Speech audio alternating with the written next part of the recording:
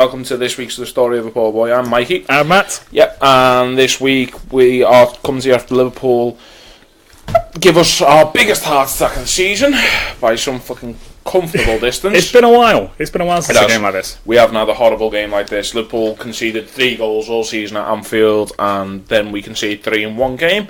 But it's alright because we put 4 past them. Yep. We are, of course, talking about Liverpool versus Crystal Palace. Then we're going to have a little look at what Sarri has said about his Chelsea team.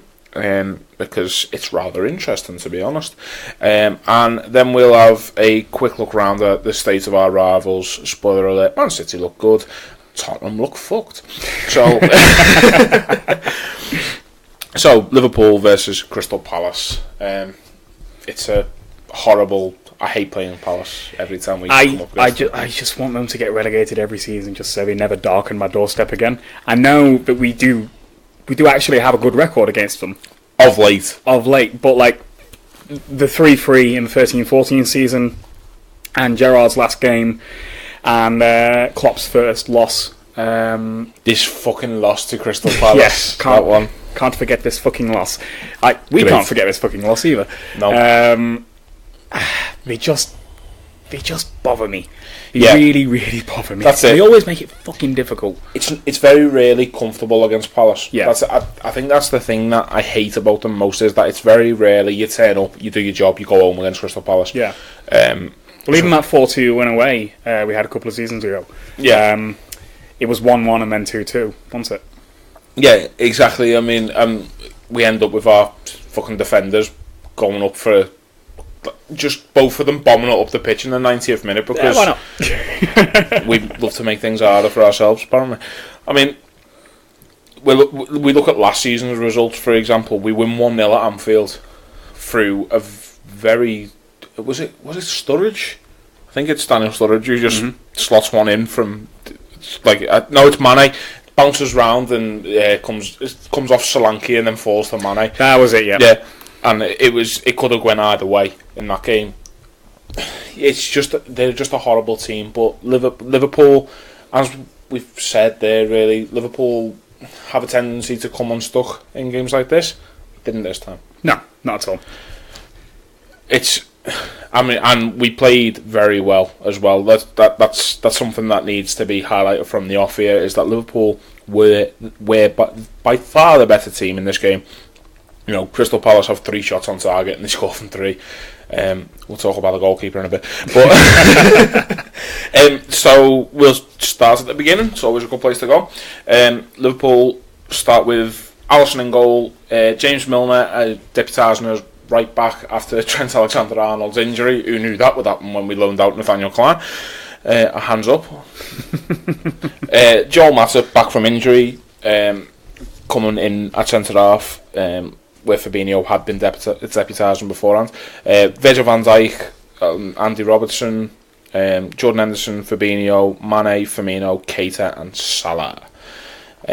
Crystal Palace, just to run through it dead quickly: Speroni in goal, Wan-Bissaka at right back, Tompkins, Sakho, Van Aanholt, James McArthur, Milvoje, yeah, don't worry. The pen taker, Kouyaté, Townsend, Zaha and Jordan Ayew. So straight away there you notice about Palace, keeper aside, that back four's quality. Yeah, especially Wan-Bissaka. Yeah, Wan-Bissaka, I'd have him tomorrow. Yeah, definitely. He's incredible. He just has everything about him that you'd want at right back. Like if Liverpool had had him at right back instead of Milner, we'd have won this game at a canter. And that's no disrespect to James Milner, because he put in a hell of a shift. But it's just the sheer levels of Wan-Bissaka he's just playing in a team who just doesn't deserve him, and it's frightening to think that he could end up at the likes of Man City. He'll get snapped up by someone. I hope. I'd love to see it be Liverpool, but I don't see Liverpool spending what Palace will want for a right back this summer. Our priorities lie elsewhere, to be honest with you. So I think you're going to be more than happy to continue with Trent there, and then Rafa Camacho coming through as well for the long term. So I don't think Bissaka's realistically going to come anywhere near Liverpool, but fucking hell, it'd be great to have him. Yeah. Him and Joe Gomez on one side, you never concede a goal again, just in terms of pure pace. Yeah. And then, obviously, the other name in there with a Liverpool past anyway is Sakho, which, you know, he showed again why people who miss Maurizio Sarri are absolutely mental. He is the most erratic footballer on the planet. There are a number of occasions. Bambi on ice. Exactly. Again. There are a number of occasions where he nearly loses the ball. There's a point in the second half where he gets pressurised by Mane and completely mishits the ball. And then Liverpool just freeze and no one reacts to it. And literally, if anyone reacts to it, Liverpool are through and they score. But it's just, I don't think anyone's expecting it to come. And the chance slips away. But he's just a fucking nightmare. I'm so glad we don't have to watch him anymore. But we talk about Liverpool instead now. Lineups, any issues at all with the starting lineup? I like the starting lineup. Milner at right back made sense. Obviously, it's not the... It was the obvious one, wasn't it? Yeah. Obviously, it's not the most ideal scenario in the world to have to play Milner at right back, but apparently the decision to let Klein go out on loan is because Klopp wants Milner to be more of a presence in the dressing room and more of a presence on the pitch, so he wants him to deputise at left back and right back. Mm-hmm. And let's face it, Klein hasn't started a game since something daft like 2017, maybe even before that. So like, I don't particularly care that he's gone. I don't particularly care that now that Milner's banned, we're going to have to play probably Rafa Camacho. I'm fine with that as well. I don't think it'll come to that because he said before this game, Jürgen, that Trent was very, very close. Yeah. The injury was said to be 4 weeks, and instead he was close to playing in this game. Yeah, he said if it was a game midweek, he wouldn't be available for it, but we don't have a game until next midweek, so he might actually be fine, might he? Yeah, so I think basically what we can read from that is he should be back for Leicester. Yeah. Which is obviously a really nice touch for us because it could have been so much worse. Yeah. But I didn't panic when I saw Milner. No. Starting. I was annoyed. I'm not gonna lie. I was annoyed when we loaned Klein out because he is a defensive option, and Liverpool at the moment are quite sparse in that area. But I can't shake this feeling. Klopp has a problem with Nathaniel Klein. Nathaniel Klein was a solid choice, and then he just disappeared for a year. And we were never really told. We were told a back injury briefly, but we were never really told, oh yeah, Klein's still got a back injury or anything like that. It was just, yeah, Klein's not available. Maybe Klopp thinks Klein's crap too. Maybe. You know, it depends what taxi drivers you listen to, I guess. They've always got theories about that this is kind true. of thing. That is true. But yeah, and the other option would have been, of course, Fabinho at right back. But having watched the game, I was so very, very glad Fabinho plays centre midfield because he's a joy to watch. Yeah, no, I was going to say the front three kind of speak for themselves. Like, of course, you play your front three. I like the midfield. I do miss Wijnaldum at home. I do always like to see Wijnaldum in midfield, but it's nice to see Keita getting more minutes. I know he didn't have the best of games again. I'm not going to, like, while we are on Keita, I'm just going to say I don't think I've been so disappointed. Not even like having a go. It's just how much expectation I put on him, which was so unfair when I think about it. But at the same time, I'm just like, why is this 23-year-old midfielder not the best footballer on the planet when we were all just decided he was going to be? Do you know what I mean? Well,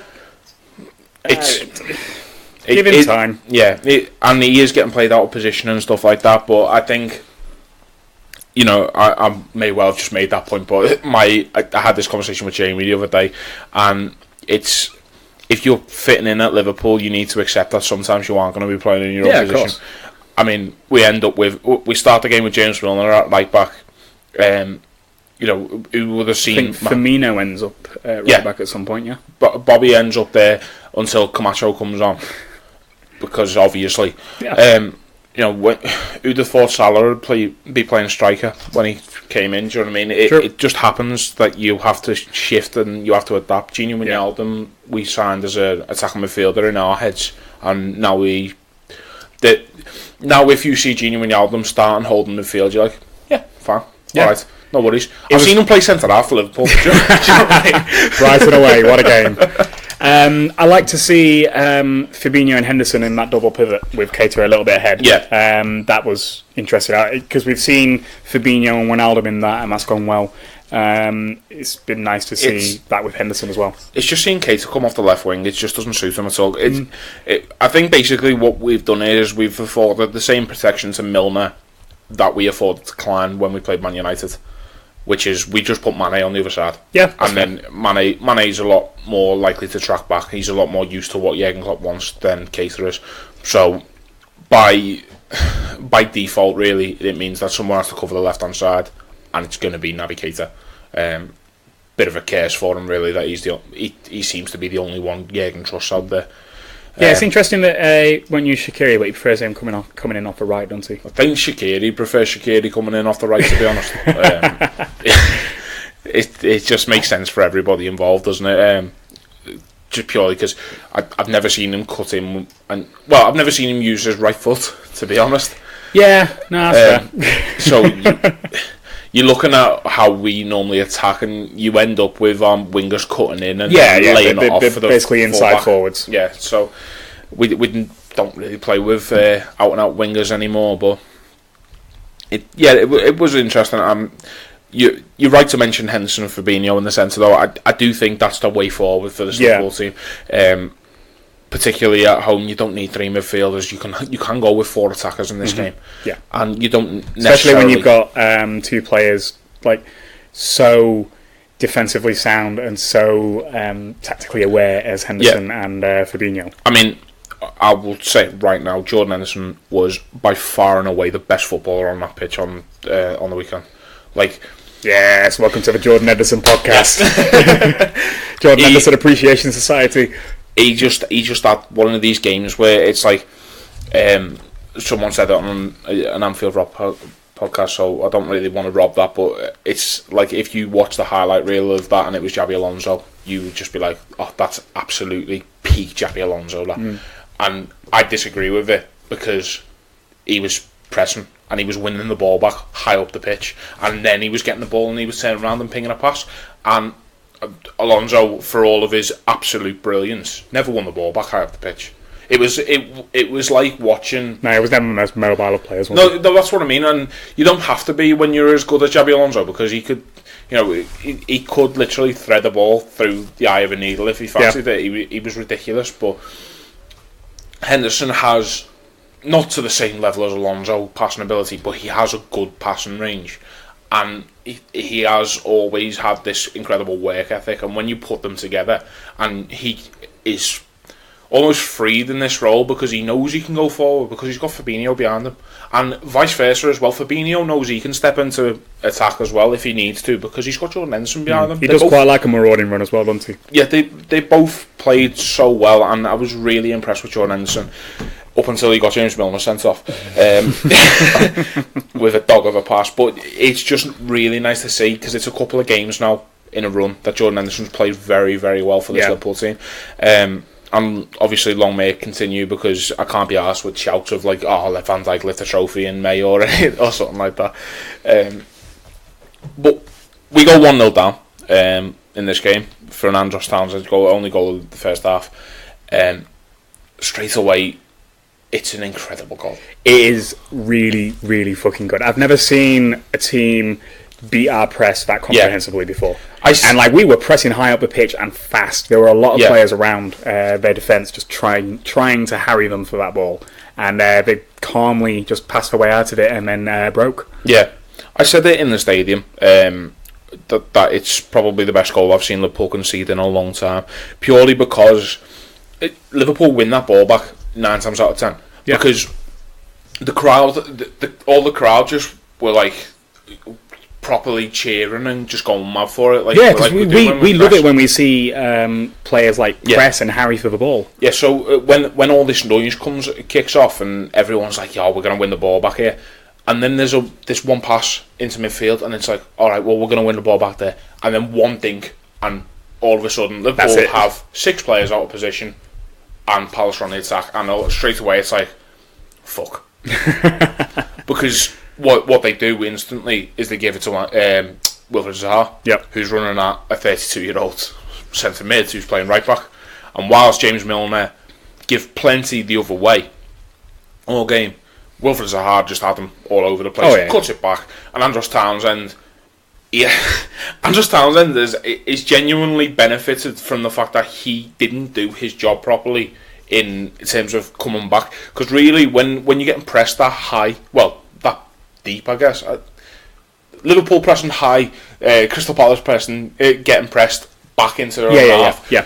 Really what should happen is your midfield player should drop and you should come help out and offer the ball. Townsend doesn't do that, he just fucks off the pitch, and because he's done that and because he's left them, Zaha just pulls it back. And alright, Fabinho missed it by a quarter of an inch, but it's just a really well taken goal. It's a team that's it's a ruthlessness that Palace seem to just have against the big teams. Which is impressive, really. To have 3 shots on target all game, score 3 goals. It is impressive, and this against us and City. Exactly, twice this season against the 2 best defences in the country. It is impressive, it really is. And if their manager was better, they'd be doing better in the league. But it's a decent squad, to be fair, isn't it? It really is. It has. If you look at the team, I mean, you've got Zaha there, who will forever be the next Theo Walcott by the looks of things. He's got potential. Wilfred Zaha's 26. At what point does he not got potential anymore, and he's just in his peak? Do you know what I mean? Your peak years as a winger are 26, 27, 28. He should be at a big team. He should be at a big team. He really should. And he's got 3 goals this season. All right. Why didn't Spurs buy him? Because he cost 65 million quid and he's on 140 grand a week. Okay, yep, that's why Spurs don't buy him. Spurs don't have. They'd rather buy a stadium that will never be finished. Spurs have policies that mean they can't pay their own players that kind of money. Do you know what I mean? They're not going to buy anybody else's for it. And also he comes in and he's 4th choice, probably. Well, 3rd choice at the very least, because you've got Son, Lucas Moura, both better than Zaha, I think. I'd rather have both of them. Well, you know my feelings on Son. I'd kill for Son. Pochettino loves Eric Lamela, plays him whenever he gets an opportunity. So he's behind those 3, at the very least. No, fair enough. I mean, Andros Townsend had potential for a season. Do you remember that when he kept scoring fucking 30-yard goals for England just every week, and it was getting a bit boring, to be honest. Yeah. But even then he got fucked off. I remember when Jordan Ayew was really highly rated. There just seems to be players who couldn't quite cut it somewhere else and are just making a living there. It's West Ham, basically. Crystal Palace and West Ham are competing for that title, I guess. Even you look at their bench, Maximilian Meyer on the bench. I mean, he stinks of that. Yeah, definitely. But yeah, I mean, we go in 1-0 down, half time. Great goal. Fair play to Crystal Palace. Jurgen Klopp must absolutely batter this team because they come out absolutely flying, and in the 46th minute equalise through Virgil van Dijk's. I can't believe it's not the luckiest assist he's had this season. Let's just call it his 2nd accidental assist of the season. Because it is an assist, because I got Fantasy League points for it. I can't fucking believe it. If you beat me in the Fantasy League this season, it's happening. I'm beating you. I'm writing to the Fantasy Premier League and having them fucking points taken away if it's the last thing I do. But yeah, I mean, it's opportunism, I guess, from Mohamed Salah. Definitely, he is in the right place at the right time. Again, he is later on as well for his 3rd goal. May as well just talk about that, to be honest. As well, it's incredible. It's an incredible ability he has to just be in the right place, and people might think it's just a tap-in merchant and that, but it's a gift that certain players have. For example, Javier Hernandez. Javier Hernandez and Ruud van Nistelrooy did it for years. Do you know what I mean? They were just in the right place at the right time. Don't say Dirk Kuyt, because that's offensive to Mohamed Salah. It's Kuyt-esque. It's not.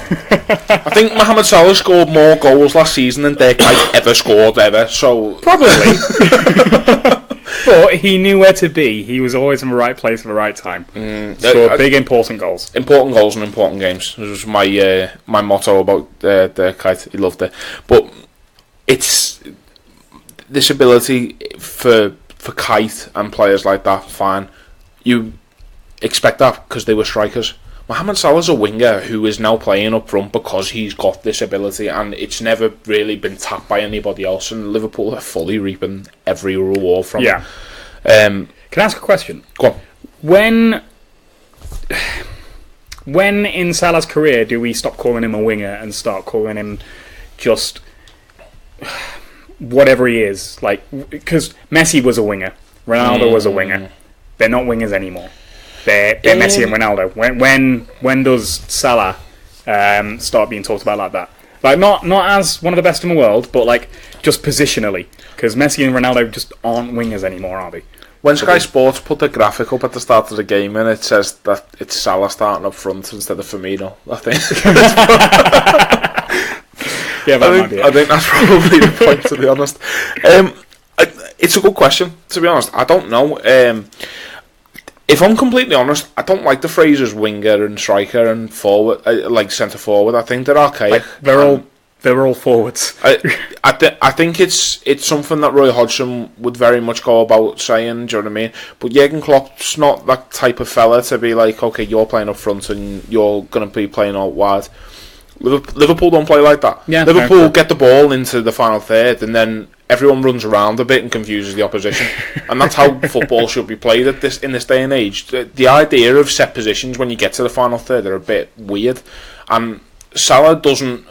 He starts a lot of his movement coming from the right flank, so there is that. If you wanted to go into the winger forward debate. But when he comes in the field, straight away then he's a striker. But at what point do you say, like, Bobby Firmino's still classed as a striker? At what point do you say, well, actually, he's playing attacking midfield at this moment in time? Liverpool start this game with Mane right wing, Firmino behind Salah, and then Keita off the left. Yeah, true. So, and we've started the majority of this season like that, to be honest. It's been something we've been working towards quite obviously at home anyway. That seems to be the method, to be honest. 4-2-3-1 at home, and then your away games you pack them in midfield 4-3-3, and you let the lads just go have a bit of fun, really, to be honest. So, in answer to your question, I don't know. I think it's easier to just call him a forward at this point in time. Oh, definitely, yeah. Because that's always the thing that's bothered me about Messi and Ronaldo, is that they have been playing up front for years, but because FIFA's had them down as wingers, everyone's not classed them as wingers, and that's probably what's going to happen with Salah, to be honest. Until FIFA decides to make him a striker, he's not going to be considered a striker by the general public. It just tends to be whatever FIFA put up. Yeah, fair enough. We both turn to the screen and FIFA's on there. Yeah, exactly. So that's what I mean. Like, I think there's, I think once you are told somebody is a striker, you will go for that kind of opinion. Do you know what I mean? It's like very recently I had it brought to my attention that Thierry Henry spent a lot of his time at the left wing. Yeah, and it really, really messed with me head, because I remember him being the best striker in the world. And I was like, oh, fuck yeah, all of his goals he's cutting in from the wing, and he's the best player in the world. But yeah, I think there's a point where, you know, Messi and Ronaldo used to get called wingers, and then you'd have the debate of who's the best striker in the world, and you'd mention Aguero, Suarez, Lewandowski, Griezmann, yeah, for example. Even he's debatable. But if Messi and Ronaldo play through the middle, they're strikers. By the old definition, I just think that I think it's just easier to just put forward under it. Yeah, definitely. There are out and out wingers. Leroy Sané is an out and out winger. to a point, Sadio Mane is when he plays on the right hand side, but when he plays on the left hand side, he's a forward. It's just it's a weird philosophy, to be honest. The way that football's gone now, I think we've moved away from set positions unless you are a massive oaf. Like Salomon Rondon is a striker. He's not even a striker. He's a centre forward. He's a proper centre forward. Harry Kane is a centre forward. Andy Carroll, centre forward. I'm probably doing Harry Kane a bit of a disservice mentioning him with those he's two. a fridge. Come on. He is. It's the motto of the podcast. It's my catchphrase. Andy Eaton fucking hooked loads of Spurs fans the other week by saying that he would rather have Bobby Firmino. You've been saying it for years. Okay. Oh yeah, I know. But he hooked loads of Spurs fans because they were like, "How can you fucking say that? You've never watched Kane play. He moves like anyone," and like he fucking doesn't because he's shit. He's shit except for the fact that he's a really good goal scorer. But yeah. So what we're saying, Salah. Yeah, it's the opportunism he has is of a classic poacher. To be fair. Definitely. So, yeah, he falls under that bracket, shall we say. Instead, that's probably easier to say. He's a poacher at the moment for Liverpool, with the ability of hitting one in from 30 yards if he fancies it, because he's very good at football. He is the best, isn't he? He is. Top scorer in the league at the minute as well. Yeah. He is too clear at the moment. Yeah, outright. Yeah. There was a point I wanted to make about this goal, and you're going to fucking hate it, so buckle in. I said in the stadium to Kieran, Virgil van Dijk hits a shot from 30 yards there. Mm-hmm. And it's something that I don't think we do enough of in and around the box when we're playing against a packed defence. Because that's twice, alright, fine, Everton, he hooks it and it's hopelessly... Riley! Sorry, dog's just come up and just robbed the cup off next to him. He's fine, it's just a cup. He just wants the whiskey in it. He's a little sod. Yeah, so, alright, against Everton, Van Dijk hoofs the ball up in the air, sky, fine. Yep. And it bounces nicely. But do you not think there's a point where, when you have somebody of the ability of Mohamed Salah to be in the right place at the right time, that hitting a shot that can ricochet off of a defender is just worth a goal? Man City break the deadlock against Huddersfield after Danilo has a shot which gets headed in by a Huddersfield player because they've just got that many men tightly packed in the box.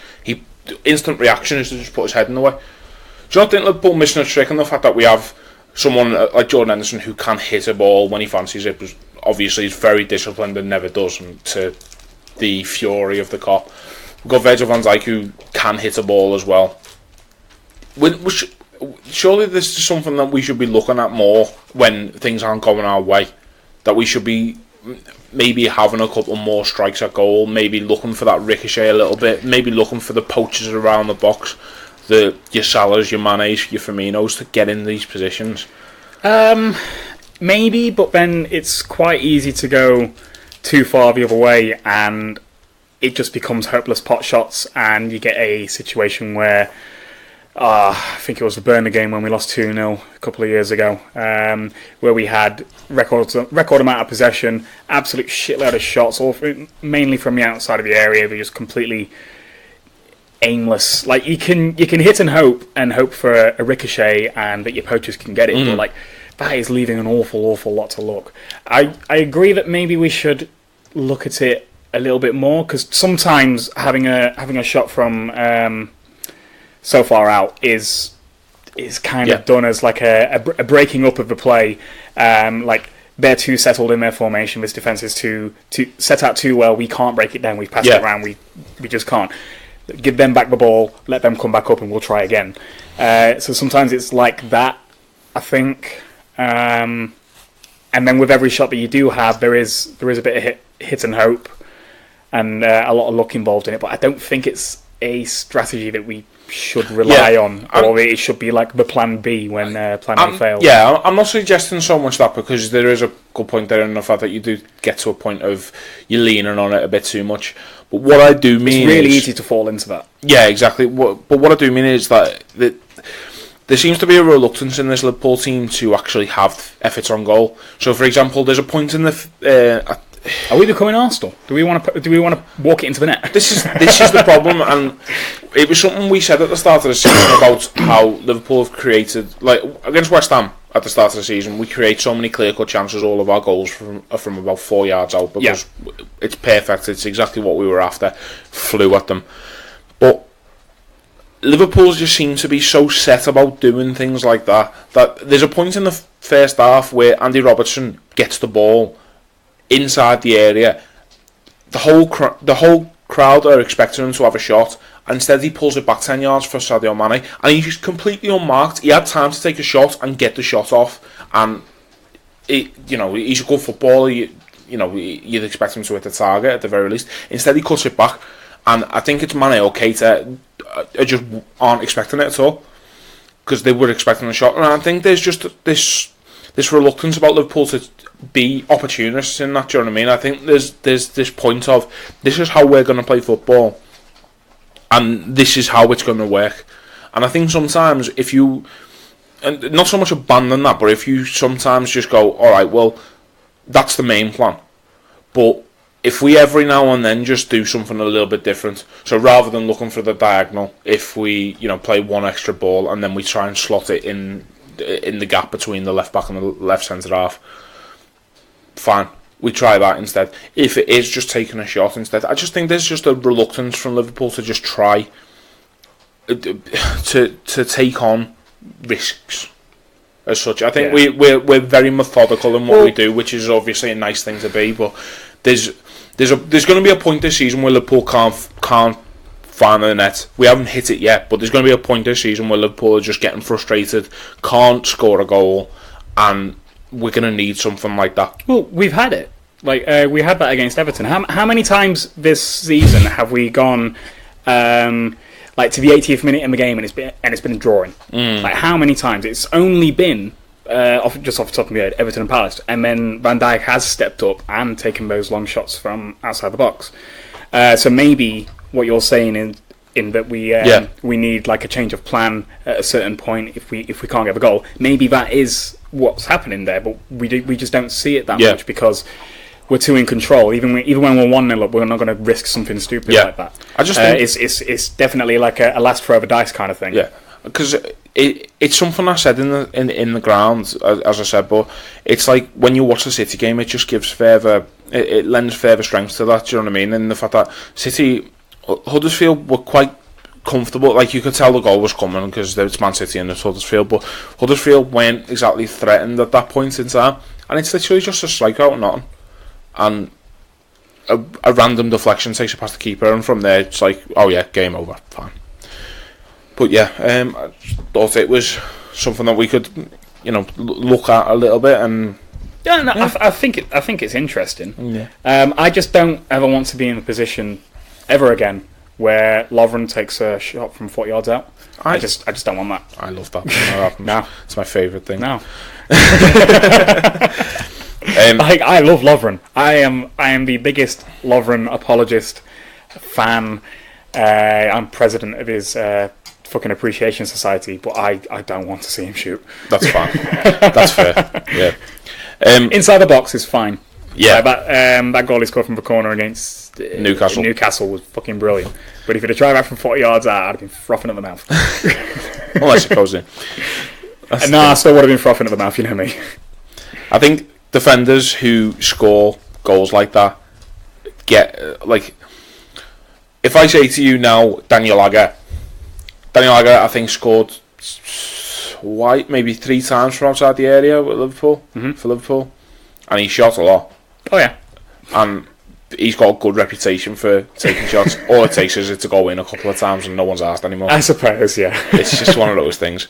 Alright, until it happens, I never want to see it again. So, never want to see it. No, that's fair. So, Firmino puts us back in front, I say back in front in the first place.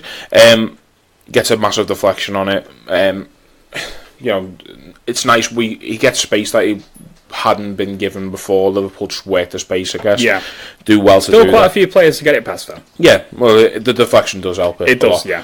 And then we can see the goal from a corner, which is very unlike Been a long time.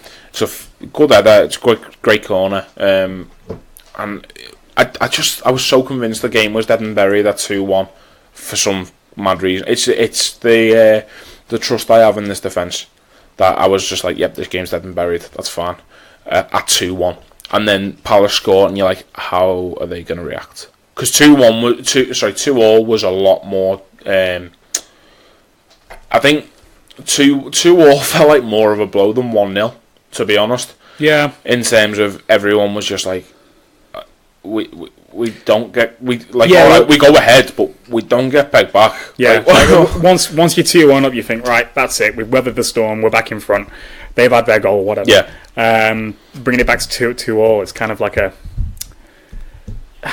coming back down to earth and a little bit of a culture shock because it's been so long since the team's done that to us. Yeah, exactly.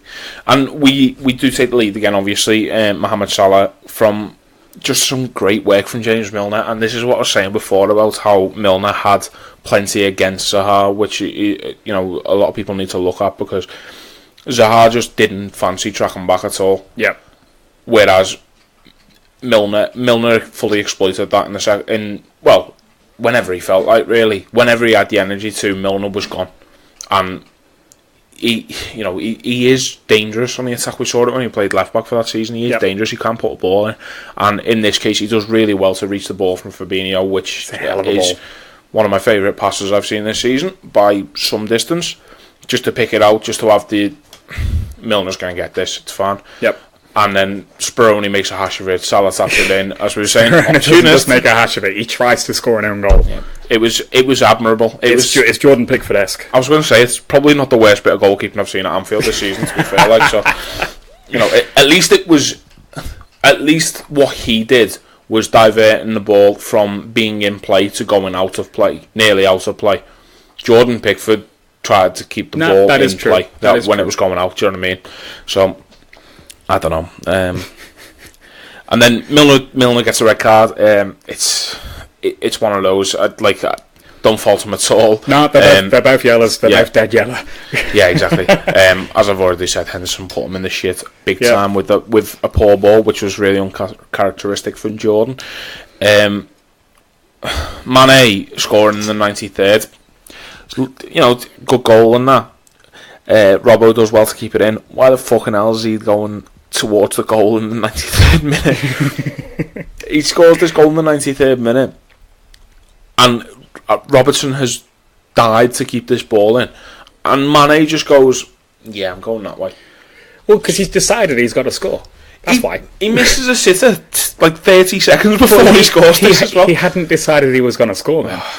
He fucking frustrates me, So, do you know what? I may as well just say this now.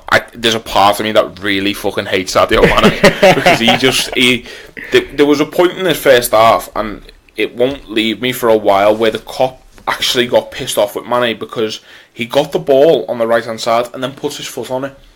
And he's just basically daring the defender to lunge in so he can go past him. And I'm like, you're dead quick. Go fucking round him. Just take him on. You are dead quick and you're meant to be dead skilled.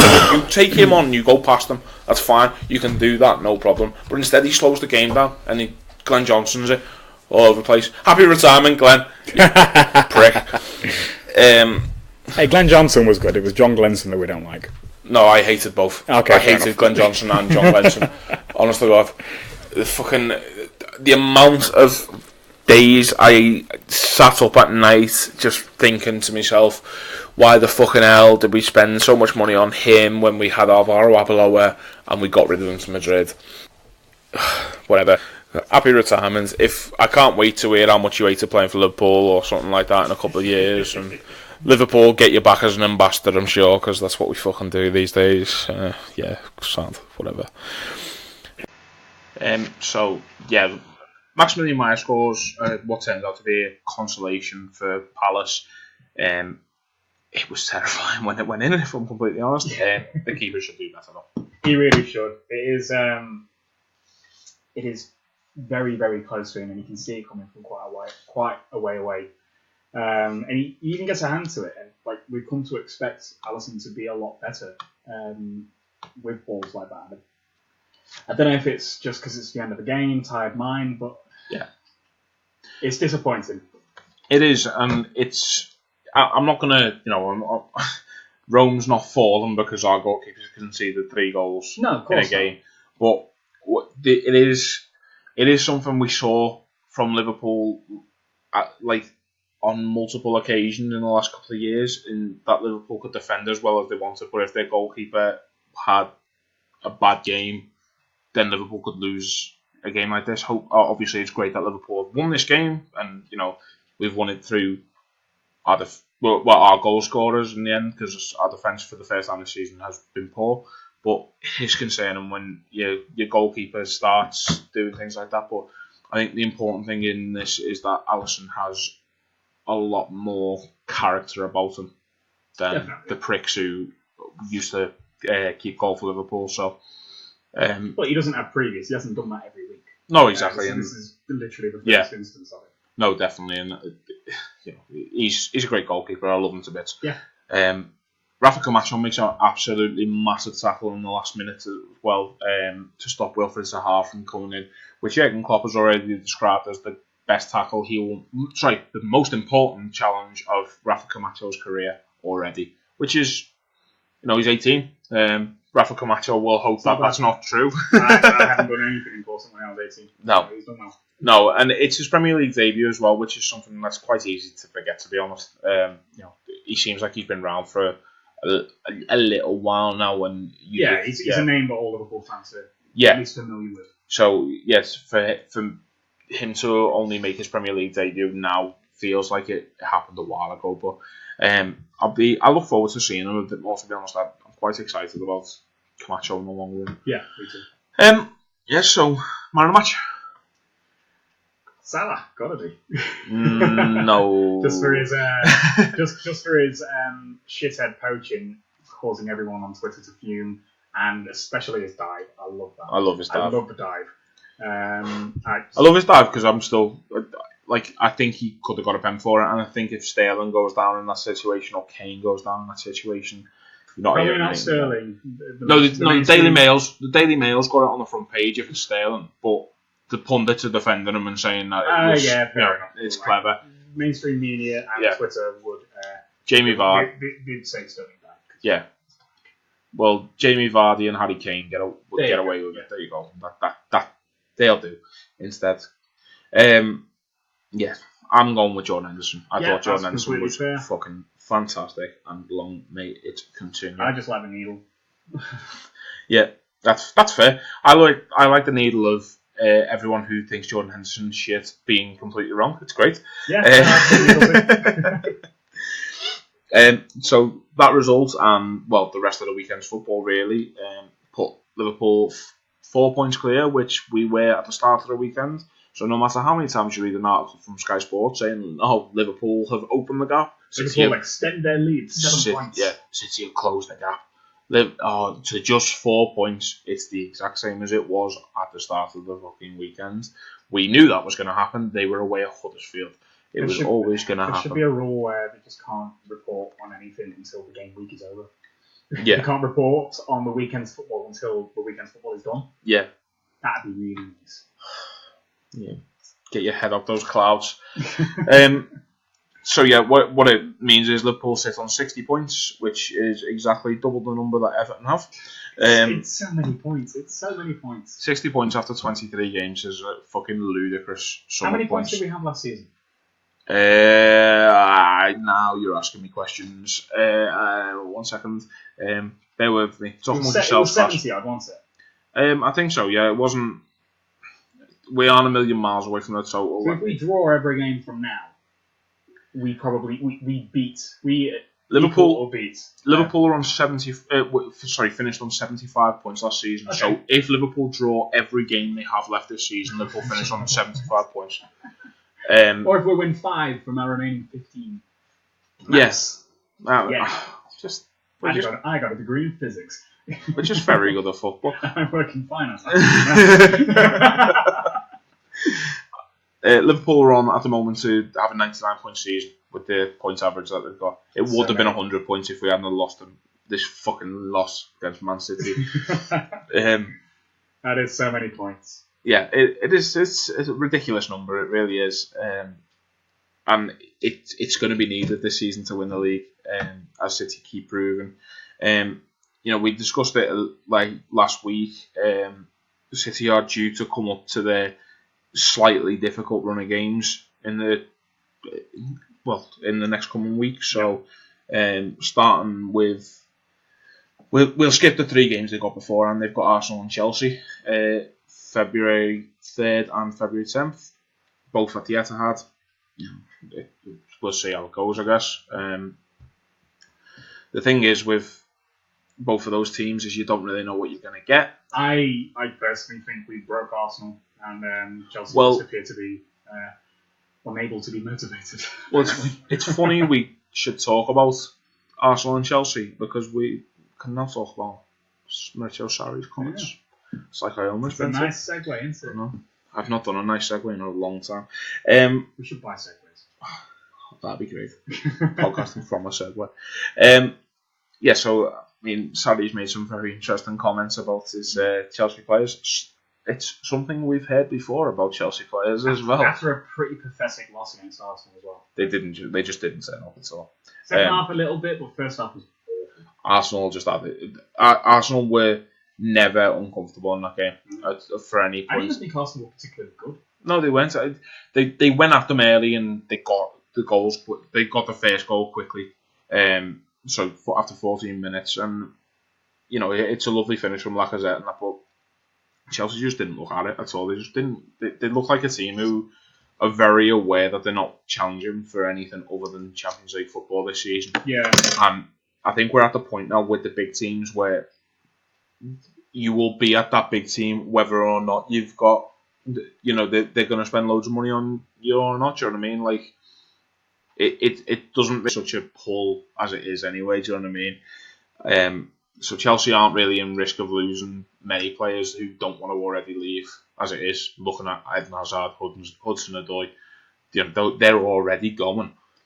So Chelsea just look like a team who just have nothing to play for at all. It's really mad. And they've allowed Arsenal and Manchester United to close the gap on them now. Yeah, that is a little bit ridiculous because it wasn't too long ago when we were talking about Chelsea. It was before Christmas when we were talking about Chelsea being in that title run with Liverpool and City. And for them to drop off so spectacularly. They're 13 points behind us now. That's so many. 13. Insurmountable. Yeah, exactly. Liverpool don't drop 13 points in the rest of the season. No, not at all. Man City don't drop 13 points this season. I don't think anyone in the top 3 dropped 13 points for the rest of the season, which is saying something because Tottenham are fucking shite.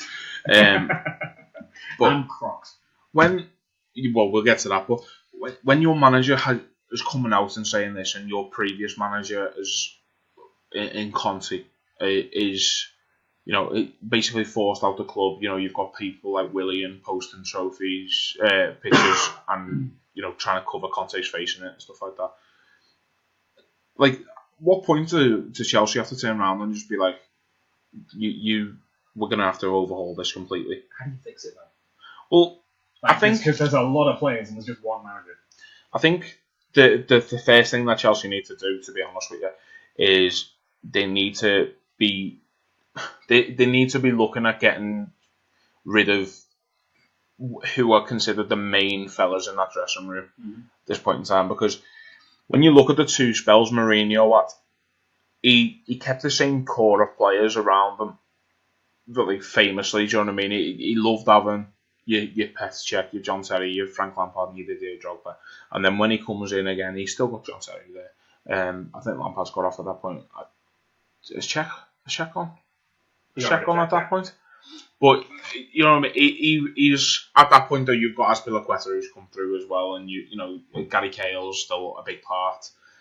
You've still got people there who Mourinho can rely on, kind of thing. At this point now, there's no one in there other than Azpilicueta who you'd look at and be like, yeah, you're a top professional. You're getting on with your job.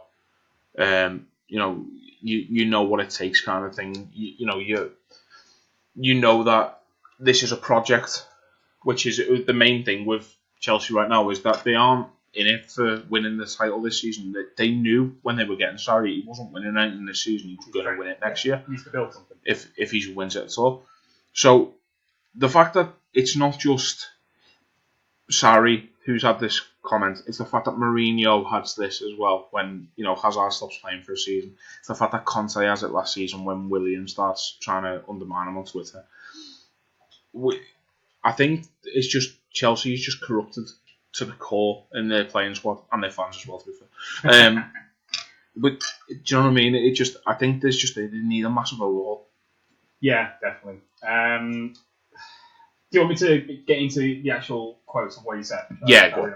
So basically after the match, Sarri came out and spoke in Italian. Italian, Argentinian? Italian. Pochettino, you're thinking about Argentina. Yeah, sorry, Italian. Because he doesn't want to get his message confused, so he has this translator with him. He says, "I'm really angry about the approach that we adopted today. It's an approach we can't really accept. The defeat was due to our mentality more than anything else. This group of players are extremely difficult to motivate. This is not a team that is going to be well known for its battling qualities." Like, these are absolutely damning statements for a manager to say about his team. And he's saying that about the entire team. He's not saying that about individuals. No. This is, as you said, a squad that's kind of rotten to the core. And I don't understand why they just decided to stop playing for the manager again. I know that it must be demoralising for them to go from being in the title challenge and everyone being really excited about Sarri ball and to drop off so spectacularly. And now the players just aren't arsed. I genuinely think that's it, though. I think Chelsea are at a point now where they know they are going to win at most a cup competition. They aren't winning the league. They aren't even in the Champions League. At most, what Chelsea can hope for as a good season would be FA Cup, League Cup double, and top 4 place. And that, for those players who've won things, that's not enough. It's just not enough. It's what we were saying. The FA Cup and the League Cup mean something to people who've not won something in a long time. But for successful teams, they're a joke.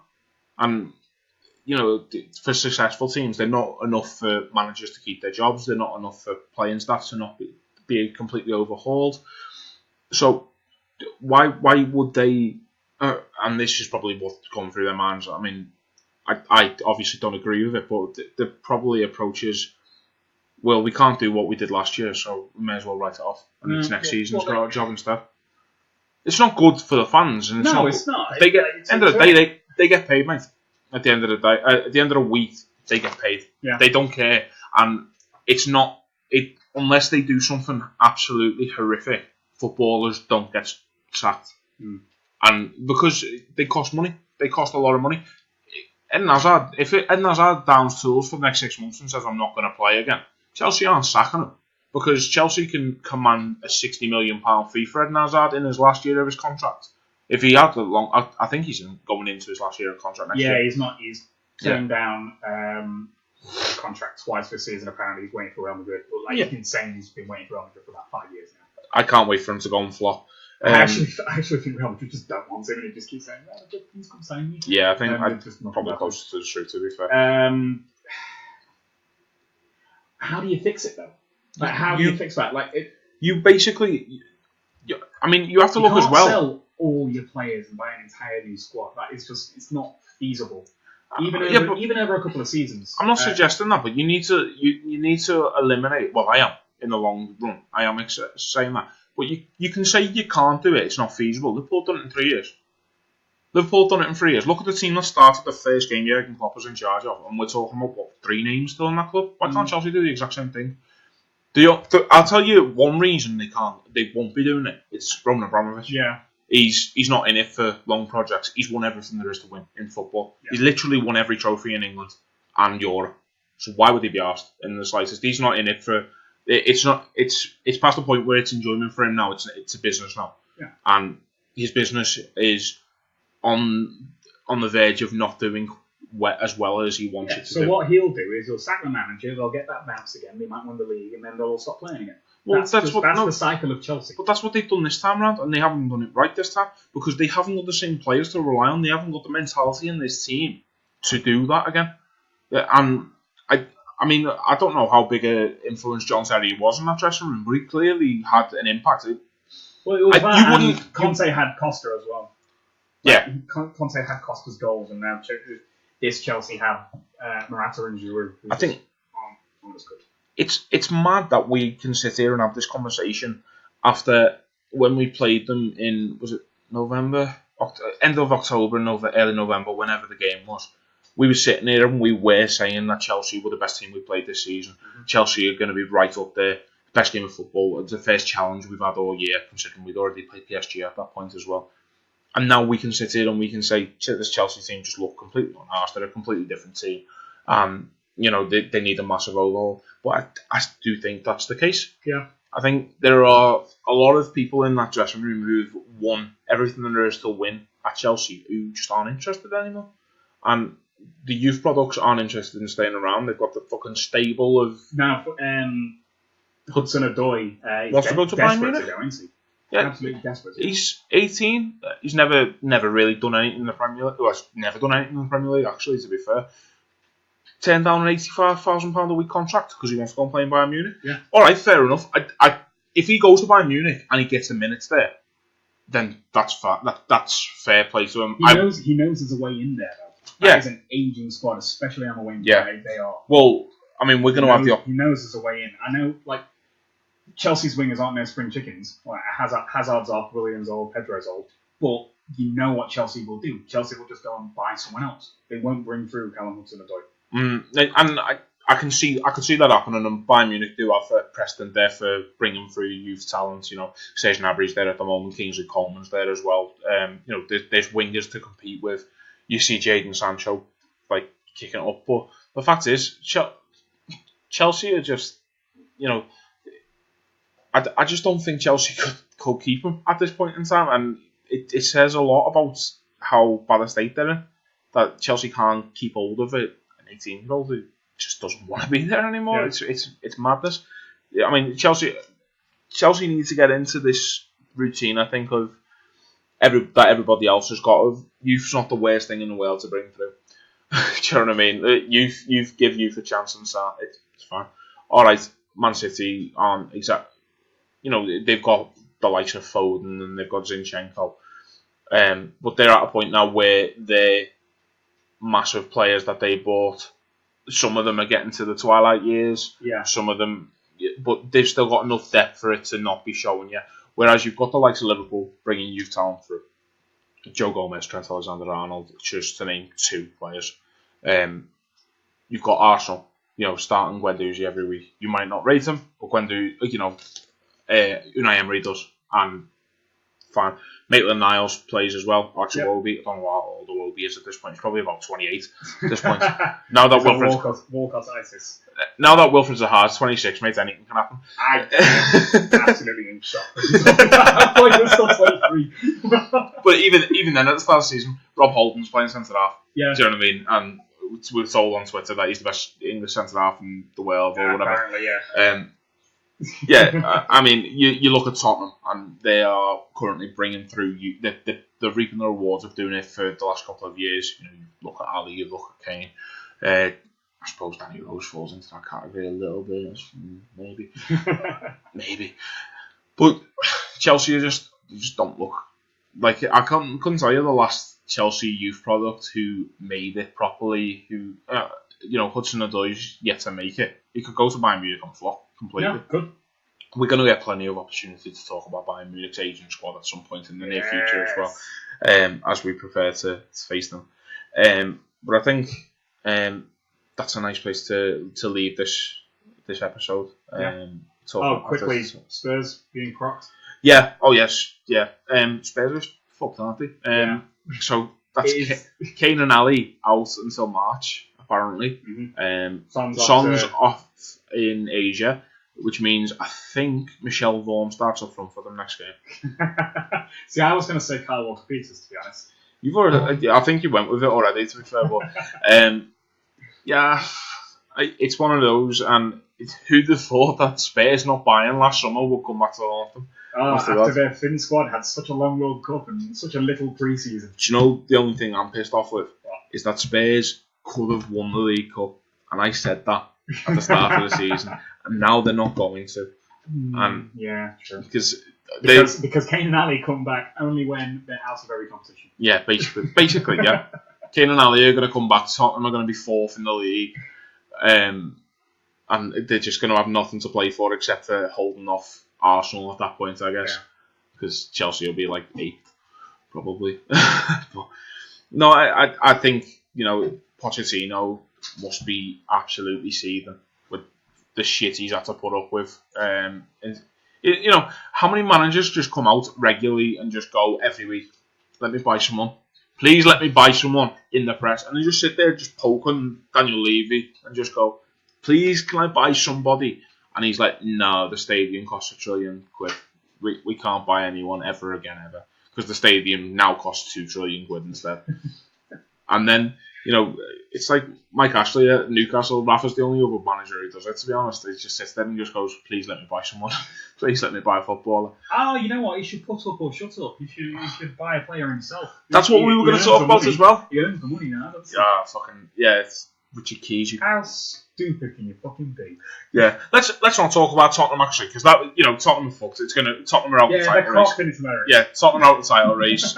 They should have bought better in the summer. Let's talk about Richard Keys for a little bit. So Richard Keys is Rio Ferdinand. If you don't know who Richard Keys is, he used to present Sky Sports. He's got really hairy knuckles. He's got really, really hairy knuckles. He got sacked by Sky Sports for asking Jamie Redknapp if he smashed a linesman. The female, Shan Massey Ellis is her surname, I think. Yeah. It used to be just Shan Massey at this point. She's been married since. Right. But yeah, so he asked Jamie. Didn't he also cheat on his wife with his daughter's friend? Yeah, that happened as well. Yeah, so he's a genuinely. I just want to quote out there. He's just a bad bloke. Yeah, he's a genuinely bad fella, and because of his pulling power, I guess, not for his daughter's mates, but of people. I guess people who used to watch Sky Sports. Being sports picked him up. They love him and Andy Gray. Yeah. So just like Yadar. In all fairness, I did used to love Andy Gray, and I did love his commentary. But he is a bad fella, yeah. I mean, he got, when you think of what he got sacked for saying that women didn't know the offside rule, which he's also a bad bloke. Let's not get into that. Do you know what? 2018 happened a long time. Like, you know what I mean? That happened in 2011. I know. How fucking woke were the Sky Sports back in 2011? Fair play, Sky Sports.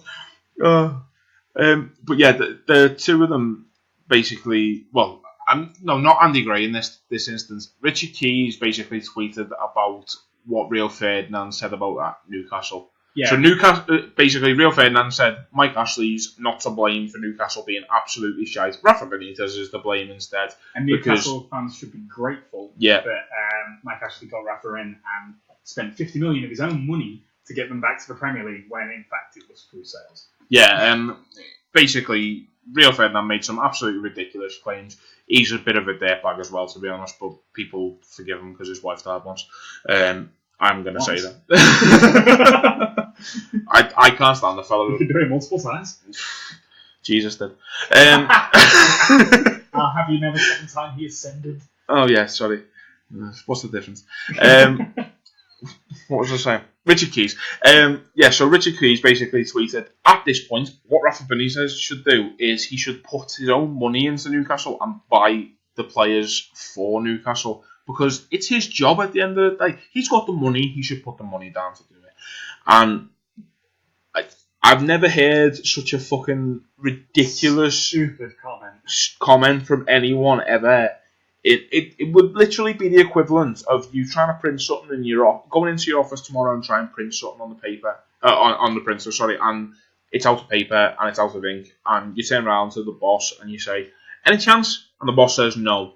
And then you turn around and complain to HR, and HR go, well, buy the paper yourself and buy the ink yourself, and then you can print it off. In fact, while you're there, why don't you buy a printer?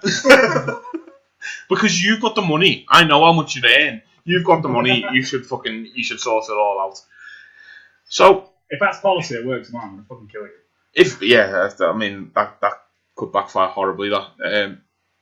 It's the equivalent of Richard Keys turning up and then at beIN Sports, and they go, listen, money's a bit tight. someone nicked all the camera equipment. Any chance, Richard, you could buy us some new cameras? It's like, but why should I? Oh, because you've got the money to. You work here and you've got the money to. You should sort it out. Rafa Benitez is, at the end of the day, he is an employee of Newcastle Football Club. He is Newcastle United Football Club, sorry. He is, at the end of the day, there to do a job, and he needs to be given the tools to do said job. And he's not been given anything at all. He's kept Newcastle in the Premier League by some fucking miracle for a year longer than they had any right to be in the Premier League. And let's be honest, they're probably going to stay up again this season. With a championship squad. Basically on the basis that the teams underneath them are fucking shite. Like, I mean, Cardiff, Fulham and Huddersfield are all getting relegated, barring miracle. Legacy. Hey, I didn't say it this time. I don't care. They got rid of... Well, they came to a mutual decision with Dave Wagner, and I'm very angry at Huddersfield for it for some reason. Dave Wagner went, can I leave? And they went, yeah, okay. And I'm angry at Huddersfield. I don't know why, but they should have done better by Dave. What they should have done is actually buy Dave Okarigi, but Newcastle should have as well, so it's one of them. But yeah, Richard Keys. His fucking monkey-pawed oath is an absolute weapon. Here's an early call this season. Everton finish above Liverpool. That was from last season when Liverpool got to a Champions League final and Everton... Did they finish? No, they finished 8th or something like that, didn't they? It's just like... He gets paid for it. Do you know what we do? There are people who get paid to talk about football and they say just such stupid shit. Like Rio Ferdinand came out and said that you can't concede 3 goals at home to Crystal Palace in the league. Manchester fucking City did as well, and then they lost. So who's winning the league? Spurs? Don't fucking think so. Like Danny Murphy on Match of the Day, I think it was last week, said defenders shouldn't take pens. Leighton Baines is one of the best penalty takers I've ever fucking seen. It's just absolutely ridiculous, the shite that some of them spout. It makes me so fucking mad. It's madness. It's just that, I mean, that defender thing is just so weird because, like, in this day and age, defenders are some of the best ball players that there are. They have to be. We do this for... Well, we don't even do it for free. We do it for negative at this point in time. Do you know what I mean? It costs us money to do this, but we do it because we actually really enjoy it. And I'll fully admit I know next to nothing about football. But I know more. I don't try and spout shite when I don't know anything. I know more than Richard Keys. Oh, God, yeah. I'll admit that. I know more than Richard Keys. Do you know what? There was a point I wanted to make. You just brought it back into me. I wanted to say, like, how, you know, Liverpool... Man City needed to score 4 goals against Crystal Palace to beat them at home, and they didn't do it. Liverpool did. And I completely forgot until you just mentioned it now. I'm boss of Liverpool. Do you know what I mean? I'm fucking sick of Liverpool. We're running out of things to talk about these weeks, because we were originally going to do 2 episodes a week, but, I mean, we're just over an hour now, and I don't really know what else. It's because the game's calmed down a bit. Do you know? Yeah, that is true. And the other thing as well is Liverpool did absolutely fuck all in the transfer window that we want to talk about, except for getting rid of Klein and Solanke. Kind of forgot the transfer window was on. If Liverpool announce Timo Werner in the next hour after I've just said that, then you're welcome. I'll come back and record. You're welcome. Oh, my head would go, you know. I think we'll call it there, to be honest. Yeah. I think we'll probably... Well, next week, Liverpool won't have played a game, so we will have to think of something to talk about, to be honest, because we don't play till the Wednesday, is it? Yeah, it's the Wednesday. Yeah, so we'll think of something to talk about. We always do, unless we just swerve it from them, which does happen as well. Hey, Christmas happened. New Year's happened. Christmas did happen. What happened? We're not a professional outfit. No, we aren't, exactly. Give us money. If you want weekly podcasts, give us money. You want weekly podcasts? My bank account details. Good evening, madam. My name is George. Right, we accept Ugandan dollars. And only Ugandan dollars. Yeah. Or, you know, I'll accept Ultimate Team coins at this point as well, actually. Why not? I think we can call it there. Okay. Please don't send us any bank details or anything, please. Please don't sue us. Fuck off, Richard Keys. You're a prick. Real Ferdinand, sorry I said nasty things about your wife, Dan, but you did cheat on her, so I do care. He did. It was in the papers. Yeah. So on that note, one of them, innit? Sign off quick. No. Just gonna keep talking so that gets lost. No. Just thank you very much for listening. And if you've never listened before, I don't know how you found this, but if you've never listened before, you can like us on Facebook, follow us on Twitter, follow us on Spotify, YouTube, Podcast Addict, WordPress, all the things probably. Thank you very bad podcasts are found, we are there. Yeah, thank you very much again for listening. We really, really do appreciate it. See you next week. Cheers.